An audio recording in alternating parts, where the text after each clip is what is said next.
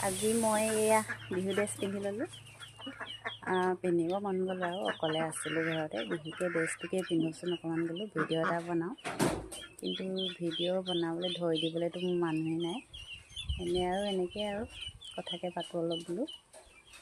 তাকে সিহঁতৰ পৰা কি কথা পাতিব, মোৰ হাঁহ কুকুৰাখন একদম তিতিত তাতাত কৰি নিদিয়ে সিহঁতি মোক। বাকী বিহু চবৰে ভালে গ'লনে বাৰু?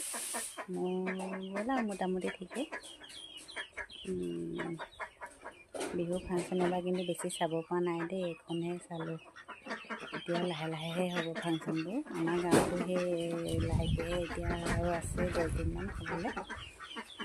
তেতিয়া আৰু চাব পাম আৰু বাকী দূৰলৈ বুলি যাবলৈ অকণমান দিগদাৰ হয় অকলশৰীয়া। সেইটো কাৰণে বিহু চোৱাই হোৱা নাই এইবাৰ ইমান।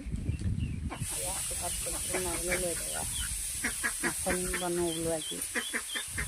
আকৌ পিছত পিন্ধিব মন নাযাব নহয়। এতিয়া বিহু অকণমান লাগি আছে আৰু সেইখিনি পিন্ধিব মন গ'ল পিন্ধিলোঁ। বাই।